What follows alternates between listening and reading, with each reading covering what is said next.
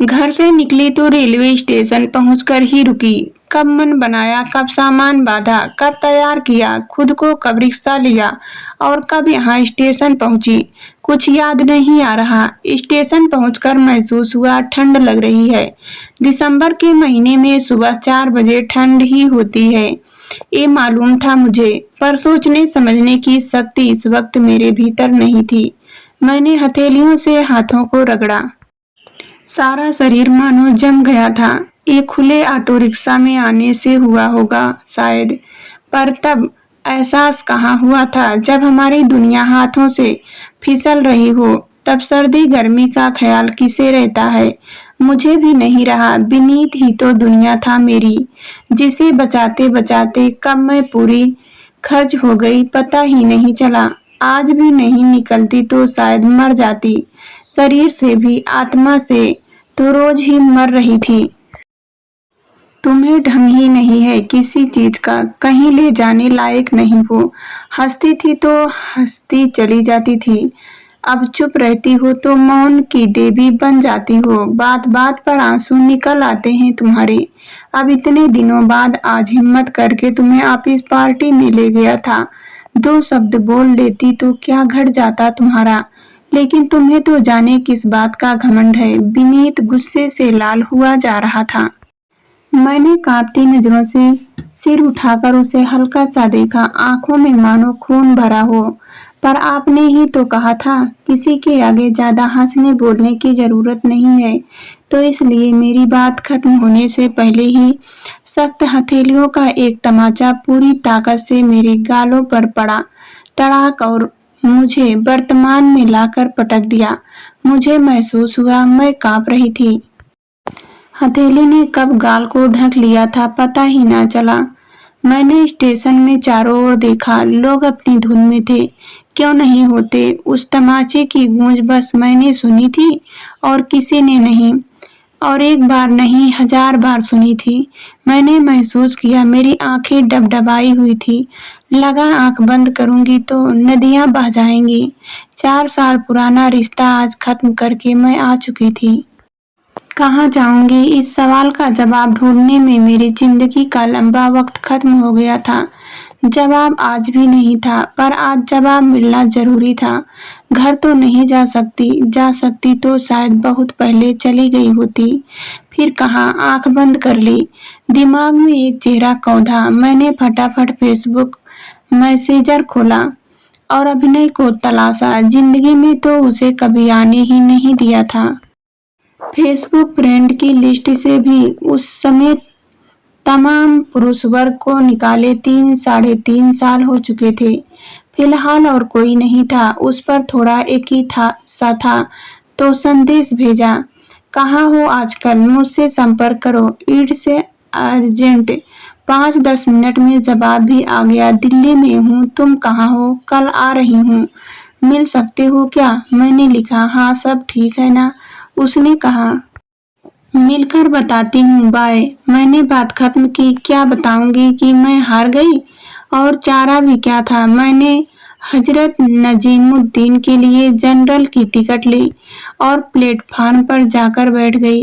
मैंने अभिनव को अपना नंबर मैसेज कर दिया, कल निजामुद्दीन पर मिलना, ट्रेन का टाइम 10:55 का है। ये वडोदरा रेलवे स्टेशन का प्लेटफार्म नंबर 1 था। काफी भीड़ थी, पर मुझे लगा मैं वहां अकेली बैठी हूँ। भीड़ में अकेलापन मैं लंबे समय से महसूस कर रही थी, आज भी कर रही थी। अब तक विनीत का कॉल नहीं आया था, शायद आएगा भी नहीं। अच्छी बात ये थी कि आज मैं उसके फोन का इंतजार नहीं कर रही थी। इस वक्त की मेरी सबसे बड़ी जीत थी, पर हम औरतों को शायद फंसा रहना ही पसंद आता है। मैं एक पिंजरे से आजाद होकर शायद दूसरे की ओर बढ़ रही थी। पिंजरे ही शायद शादी के बाद हम औरतों का कंफर्ट जोन बन जाते हैं। कभी पति का बनाया पिंजरा, कभी मायके वालों का, या कभी किसी और का, हमें जिसे अपना हमदर्द समझते हैं। हमें लगने लगता है कि इस पिंजरे के बाहर हमारा अस्तित्व ही खत्म हो जाएगा, लेकिन आज उस पिंजरे से बाहर मैंने उड़ान भर ली थी और मेरा अस्तित्व अब भी कायम था। शादी से पहले कहीं जाते वक्त मैं हमेशा जीन्स और कुर्ती पहन लेती थी ताकि मोबाइल और कुछ पैसे जेबों में रख सकूं। हाथ में कुछ पकड़कर रखने में मुझे कोफ्त होती थी। मुझे मेरे हाथ खुले और खाली रहना पसंद था। आज एक लंबी कोफ्त से बाहर निकल मैंने वही पहना था। हाथ खुले थे, खाली भी। अचानक माँ की बात याद आ गई। हाथ ज्यादा खुले हों तो लड़की का घर बसना मुश्किल हो जाता है। पूरे घर को पकड़कर चलने का गुण लड़की में होना ही चाहिए। माँ ने शायद एक किसी और संदर्भ में कहा होगा, पर आज लगा कि सच ही तो कहती थी माँ। शायद इसीलिए मेरा घर नहीं टिक पाया। कुछ पकड़कर न चलने की आदत की वजह से आज हाथ सच में खाली रह गए। अचानक ट्रेन की आवाज ने मुझे ख्यालों से बाहर निकाला। फ्लैश बोर्ड पर देखा, इसी ट्रेन में मुझे जाना है। बैग उठाकर मैं जनरल डिब्बे की ओर दौड़ी। भीड़ बहुत ज्यादा थी। दरवाजे पर लोग लटके पड़े थे। एक बार लगा नहीं चढ़ पाऊंगी। एकाएक कानों में कल का थप्पड़ गूंज उठा। मैंने पूरी ताकत से भीड़ को ढकेलते हुए डिब्बे की सीढ़ियों पर पांव जमा दिए। बाकी काम भीड़ ने कर दिया। कुछ सेकंड के भीतर मैं ट्रेन में थी। बैठने को क्या, यहाँ खड़े रहने की भी जगह नहीं थी। मैंने वॉश बेसिन के पास ही पांव जमाकर पीठ दीवार पर टिका दी। जीवन के सफर में जिन कष्टों को झेलकर मैं यहाँ तक पहुंची थी, उनके आगे ये सफर फिर भी काफी आसान था। एक झटके के साथ ट्रेन चल पड़ी थी। मैंने देखा सामने एक लफंगा सा लड़का अपने बगल में इतनी सी जगह बनाकर मुझसे कह रहा था, आप यहाँ बैठ जाइए। मैंने ना में गर्दन हिलाई। वो उठ खड़ा हुआ। मैं उतरने वाला हूँ, आगे बैठ जाइए। संकुचाते हुए मैं बैठ गई। लड़का अच्छा ही था। अगले स्टेशन पर उतर गया। मैंने बेकार में गलत समझा। गलती मेरी भी नहीं थी। अब जब कोई बुरा बर्ताव करता तो मुझे स्वाभाविक लगता था, कोई अच्छा बनता तो शक होता था। अनुभव बहुत कुछ सिखा गए थे। सामने वाली सीट पर एक औरत एक आदमी के कंधे पर सिर टिकाकर सो रही थी। देखने में मुझे पति पत्नी लगे। नींद में औरत का सिर अचानक लुढ़क जाता।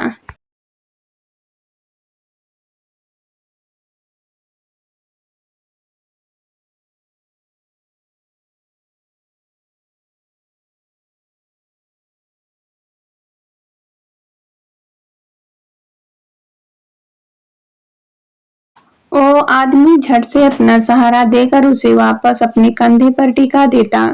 फटे हार सा पहनावा, मामूली सी शक्ल, सूरत के मालिक थे दोनों। पर वो औरत मुझे मुझसे काफी अमीर लगी उस वक्त। मेरी जिंदगी में ये पल क्यों नहीं आया कभी। फिर पुरानी याद आ गई। इसी तरह एक दिन मैं और बिनी ट्रेन का सफर कर रहे थे। फ्लाइट का टिकट न मिलने की वजह से ट्रेन में बुकिंग कराई। शादी को मुश्किल से 6 महीने ही हुए थे। आरएसी की टिकट थी और एक ही सीट। इसी तरह मैंने भी सिर टिकाया था उसके कंधे पर। एक झटके के साथ कानों में गूंजा, ठीक से बैठो सारी कपूर। पूरे रास्ते विनीत मुझे ठीक से बात करने, खाना खाने और बैठने का ढंग सिखाते रहे। कुछ देर बाद मैं किसी सहयात्री की बात पर थोड़ा जोर से हंसती थी। विनीत चीख पड़े, ये क्या फी फी करके हंस देती हो फालतू बातों पर, थोड़ा ऊपर उठ जाओ अब इन लोअर मिडिल क्लास वाली हरकतों से। मैंने देखा सब मुझे देख रहे थे। मैं बुरी तरह झेप कर नीचे बर्थ को ताकने लग गई। आत्मसम्मान पर एक करारी चोट थी, असहनीय दर्द। इसके बाद भी ये सिलसिला बरकरार ही रहा। हजार वाकये रोज मारना, मैं अपना आत्मविश्वास खोने लगी थी। कोई जोर से बोल दे तो डर जाती थी। लोगों से मिलना ना के बराबर हो चुका था। विनीत से शादी का निर्णय मेरा अपना था। घर वालों की ना के बावजूद मैंने पूरी जिम्मेदारी ली थी इस रिश्ते की, तो उनसे भी शिकायत नहीं की जा सकती थी। हंसने, रोने, बोलने सब पर पहरा था। फेसबुक में मित्र भी अब मेरी पसंद के ना थे। असल जिंदगी में तो खैर थे ही नहीं। मैं मृत सी हो चुकी थी। जिंदगी बस जागने, घर का काम करने, जलील होने, मार खाने और चुपचाप रोते सो जाने की गुजरने लगी थी। मैं अब पहले वाली विधि नहीं रह गई थी, जो लोगों से किसी भी विषय पर वाद विवाद कर अपनी बात साबित कर ले। अब बस वो शरीर था, आत्मा को मार डाला गया था। विनीत भी शायद नहीं चाहते थे कि मैं उनकी जिंदगी में रहूं। कोई बच्चा नहीं था जिसके सहारे ही बाकी की जिंदगी कट जाए। बस सब ढोने जैसा था, पर कहाँ जाती, हिम्मत कहाँ बची थी। अचानक फोन बजा। मैं चौंक कर फिर ट्रेन में। मैंने महसूस किया मैं रो रही थी। सब मुझे देख रहे थे। हेलो, मैंने कहा। हेलो अभिनव बोल रहा हूँ। कहाँ पहुंची विधि? तुमने बताया नहीं, सब ठीक है ना? स्वर में एक अजीब सी बेचैनी। रतलाम निकला अभी, बगल में बैठे व्यक्ति से पूछकर मैंने जवाब दिया। मिलकर बताती हूँ, बाय। पूरी बात क्यों नहीं करती? अच्छा सुनो। सुन रही हो? नंबर सेव कर लेना मेरा। मैंने फोन काट दिया। पूरी बात क्या करती? सब अधूरा और खाली था जिंदगी में। पूरा था ही क्या? मैं अभिनव के पास जा रही थी या उसी से भाग रही थी, कुछ पता नहीं चल रहा था। जब ट्रेन में सीट अपनी नहीं होती तो नींद भी ज्यादा आती है। मैं तो जाने कब से चैन से नहीं सोई थी। रात काफी हो गई थी, ठंड बढ़ रही थी। धीरे धीरे डिब्बे में लोग कम होने लगे थे। मुझे ठीक ठाक जगह मिल गई थी। मैं खिड़की से सिर टिकाकर कब सो गई पता ही नहीं चला। नींद खुली तो ट्रेन फरीदाबाद पर खड़ी थी। हाकरों की आवाज ने मुझे जगा दिया था। शायद सुबह हो चुकी थी। एक नया दिन, मन में एक नई घबराहट पांव पसार रही थी। अभिनव से कैसे मिलूंगी? 4 साल का लंबा फासला तो था ही, दिलों में भी बहुत दूरी थी। एक प्यार भरी दोस्ती थी हमारी, जिसे मोहब्बत के खंजर से मार डाला गया था। फिर एक लंबी खाई आ गई थी बीच में। फिर भी पूरी दुनिया में आज मैंने उसके पास जाने का फैसला किया था, क्योंकि उसने कभी कहा था जाओ, पर कभी जरूरत पड़े तो बेहिचक कहना, मेरे लिए तुम जो आज हो हमेशा वही रहोगी। ऐसा मुझसे बस उसी ने कहा था और किसी ने नहीं। बात में कितनी सच्चाई थी, इसक परख आज होनी थी। हम सबके हालचाल पूछते रहते हैं, पर उनमें से कुछ ऐसे भी होते हैं जिनके लिए हम कुछ भी कर गुजरते हैं, जिनकी खुशी हमारी खुशी से भी बढ़कर होती है हमारे लिए। पर कुछ ही होते हैं ऐसे जिंदगी में, बस कुछ ही। बस नहीं, सब नहीं। ट्रेन हजरत नजीमुद्दीन पहुंचने ही वाली थी। ठंड काफी हो गई थी। दिल की धड़कनें बढ़ रही थी। क्या सोचता होगा वो? मतलब पड़ा तो आ गई। स्वार्थी सोचेगा भी तो इसमें गलत क्या है? सच तो है, कल विनीत के कहने पर उसका नंबर तक डिलीट कर दिया। आज उसी की वजह से मिलना पड़ रहा है। ट्रेन दिल्ली पहुंच गई थी। उतरकर मैंने अभिनव को फोन लगाया। पहुंच गई हूँ। कहाँ हो? सराय काले खा एग्जिट से बाहर निकलो। यही खड़ा हूँ। शक्ल याद है? उधर से आवाज आई। हाँ आती हूँ। मैं भारी कदमों से स्टेशन से बाहर की ओर चल पड़ी। बाहर निकलकर इधर उधर ताका। देखा एक जानी पहचानी सी सूरत मेरी ओर बढ़ रही है। हाँ, वो अभिनय ही था। वही अभिनय जो दोस्त था, हमदर्द था, कॉलेज के 3 सालों का साथी था। कितना प्यार था हमें हमारे बीच, पर अलग अलग तरह का प्यार। दोस्ती वाला मेरा और इश्क वाला उसका। दोनों तरफ से प्यार, एक दूसरे का अस्तित्व स्वीकारना नहीं चाहते थे, पर अस्तित्व तो था ही। इस अस्तित्व की लड़ाई में सब कुर्बान हो गए थे।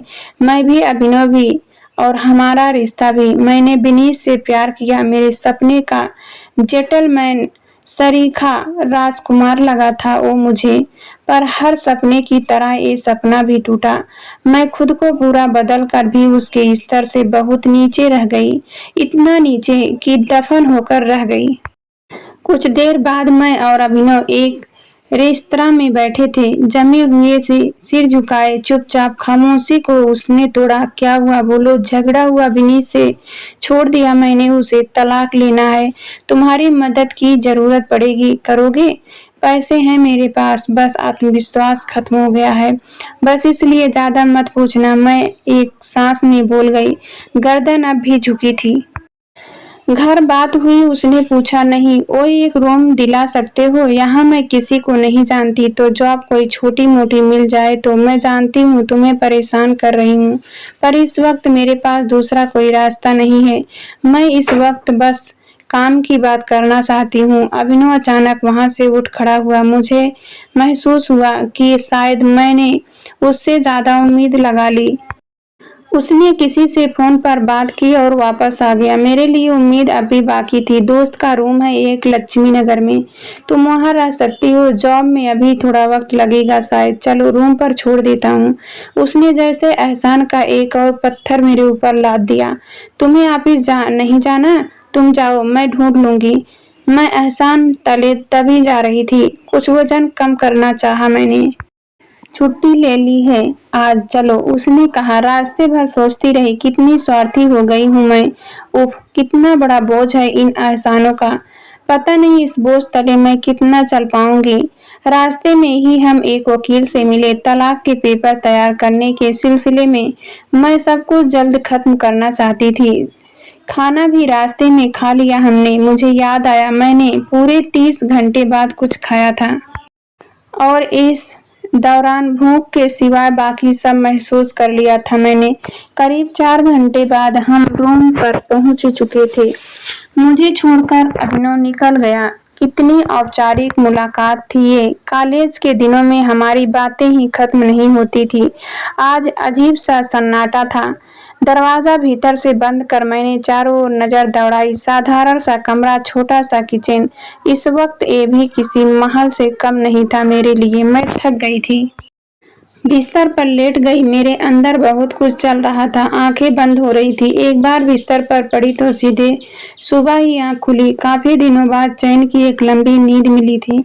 सुबह एक नया दिन बाहें फैलाए इंतजार कर रहा था। मन घबरा रहा था। यहाँ तक तो आ गई। अब क्या? भीतर से जवाब आया, विनीत से है, छूटना है, कानूनन भी और मन से भी।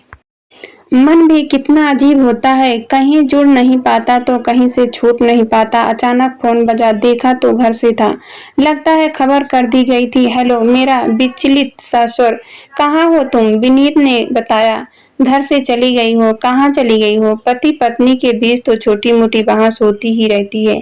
तुमको पहले भी समझाया था। अब चुना तो तुमने ही था उसे, तो अब निभाओ। माँ का सौतेला सा व्याख्यान।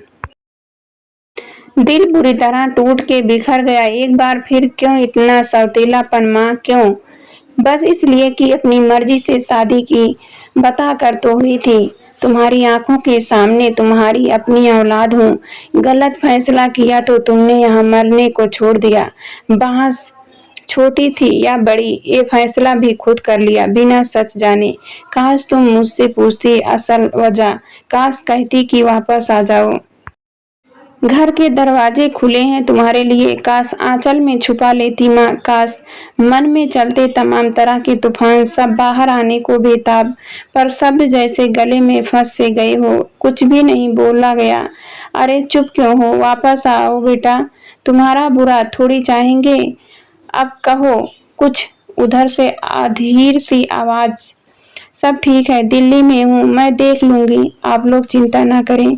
आप लोग कैसे हैं सब? मैंने शब्दों को बाहर धकेला।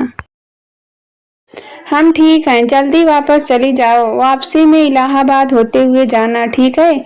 एक बार फिर बिना मेरी गवाही सुने फैसला सुना दिया गया था। मैंने हाँ कह दिया, पर इस बार हर बार की तरह वापसी मुमकिन नहीं थी। इस बार करना था या मर जाना था। पास के बाजार जाकर मैंने घर का कुछ जरूरी सामान, बर्तन वगैरह खरीदा। वापस आकर खाना बनाया अकेले के लिए। अकेले खाया। समय काटना मुश्किल हो रहा था। मैं कमरे में ही चक्कर लगाती रही। कुछ देर सो गई। किसी तरह शाम के 5 बज गए। अभिनव ने 5:30 बजे आने को कहा था। मुझे उससे कुछ जरूरी बातें करनी थी। 5:30 से 2-3 मिनट पहले ही वो पहुंच गया। कुछ ही देर इधर उधर की बात। अभिनव ने बताया कि 2 साल पहले उसने शादी कर ली। एक 7 महीने की बच्ची भी है। मैं खुश थी उसके लिए। चलो, वो तो बस गया। मैं तो बस भटकती ही रही। मेरी याद आती थी अभिनव की ओर से एक अप्रत्याशित सा प्रश्न। मुझे जवाब नहीं सूझ रहा था। एक बच्चे के पिता से मैं इस तरह के प्रश्न की उम्मीद नहीं कर रही थी। दोस्त के पिताजी की कंपनी है छोटी सी, रिसेप्शन और थोड़ा अकाउंट्स का काम देखना है। ज्यादा नहीं, 10-15 हजार दे देंगे, करोगी? मुझे असहज देख उसने विषय बदलना ही उचित समझा शायद। बड़ी देर बाद मेरे कानों का इंतजार जैसे खत्म हुआ। हाँ, क्यों नहीं। यहाँ टाइम काटना मुश्किल है, खर्चा भी निकल जाएगा। कब से जाना है? मेरी आंखों में चमक थी। कल से चली जाओ। अभिनव का एक और एहसान था मुझ पर। मैंने नौकरी ज्वाइन कर ली।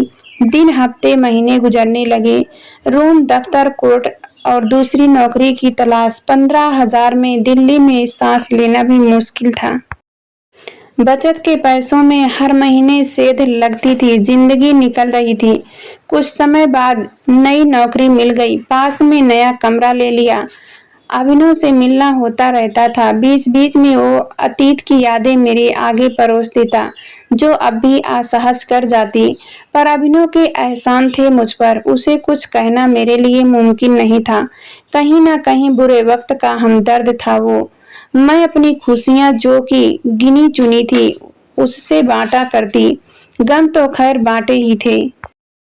आज खुशी का ठिकाना नहीं था। एक लंबे इंतजार के बाद आज मुझे विनीत से तलाक मिल चुका था। मैं सबसे पहले ये खुशी अभिनव के साथ साझा करना चाहती थी। मैंने उसे फोन कर अपने रूम में बुलाया। उसे कुछ नहीं बताया था। आज मुझे वो पहले वाला अभिनव याद आ रहा था, जिससे साथ हंसी रोई, अनगिनत यादें इकट्ठा की, जिसके साथ हर गम भूल जाती थी।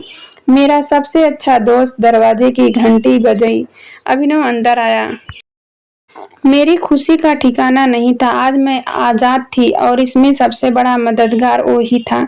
खबर सुनाकर मैं उसके गले से लिपट गई। ये भावनाओं का आवेग था, जो हम खुशी या दुख में अपने प्रियजनों के साथ साझा करते हैं। इस वक्त मेरा अपना बस वही था। मेरी आंखों में आंसू बह निकले। मैं भावनाओं में भीग गई थी। उसने भी मुझे गले लगा लिया। मैंने महसूस किया कि उसकी बाहों की गिरफ्त मुझे कसती जा रही थी। उसके हाथ मेरी पीठ से रेंगते हुए मेरी कमर की ओर बढ़े और फिर एक लिजलिजा सा स्पर्श मेरे वक्षस्थल के करीब। मैंने तेजी से उसे पीछे झटक दिया। मुझे लगा जैसे हजारों छिपकलियां मेरे बदन पर रेंग रही हों। एक अजीब सा घिनौना एहसास बदन में दौड़ गया। मेरी सांसें बहुत तेज चल रही थी। मन में एक ट्रेन तेज आवाज के साथ फिर से दौड़ने लगी। अभिनव फिर करीब आया और मेरे होठों को चूमने के लिए बढ़ा। मुझे लगा मैं तेज भागती ट्रेन पर चढ़ने की कोशिश करते करते अचानक किसी खंभे से टकरा कर गिर पड़ी हूँ। मैंने फिर उसे एक जोरदार धक्का दिया। उसका सिर मेज से जा लगा। वो चीख उठा, पागल हो गई हो क्या? इतने दिन से तुम्हारे आगे पीछे घूम रहा हूँ। इतना भी हक नहीं है मेरा? जब मेरा मदद चाहिए होती है तब तुम औरतें दौड़ी चली आती हो, और जब बदले में कुछ मांगो तो सती सावित्री बन जाती हो। मेरे अंदर जैसे काटो तो खून नहीं था। मुझे फिर विनीत के थप्पड़ याद आने लगे। लगा जैसे उससे भी जोरदार अनगिनत थप्पड़ मेरे गालों पर लगातार पड़ रहे हैं। पर अब मैं पहले वाली विधि नहीं रह गई थी। वक्त ने काफी कुछ सिखा दिया था। मैं उठी और उसके मुंह पर एक जोरदार तमाचा जड़ दिया। मदद की कीमत ही लेनी थी तो पैसे से लेते मिस्टर अभिनव। हर कीमत चुका देती। औरत का जिस्म कोई कीमत चुकाने का जरिया नहीं है। शादीशुदा और एक बच्ची के पिता होकर भी इतने गिर सकते हो, मैंने सोचा नहीं था। विनीत से शादी करना यकीनन मेरी गलती थी, पर तुमसे मदद मांगना उससे भी बड़ी गलती थी। अच्छा हुआ तुमने अपना असली चेहरा दिखाया, वरना मैं जिंदगी भर तुम्हारे एहसानों तले दबी रहती। गलती मेरी थी जो खुद पर भरोसा न कर कर एक पिंजरे से निकली और दूसरे में कैद हो गई। एक मर्द से छूटी तो तुमसे जुड़ गई, पर अब और बैसाखियां नहीं। तुम्हारे एहसानों का बदला आज मैं तुम्हें पुलिस के हवाले न करके उतार रही हूँ। निकल जाओ। अभिनव वहां से सिर झुकाकर निकल गया और मैं निर्भरता की उस दुनिया से। आज मैं अकेली थी, पर स्वतंत्र थी, आत्मनिर्भर थी, संपूर्ण थी। दोस्तों, वीडियो अगर पसंद आई हो तो वीडियो को लाइक, शेयर एंड सब्सक्राइब जरूर करना।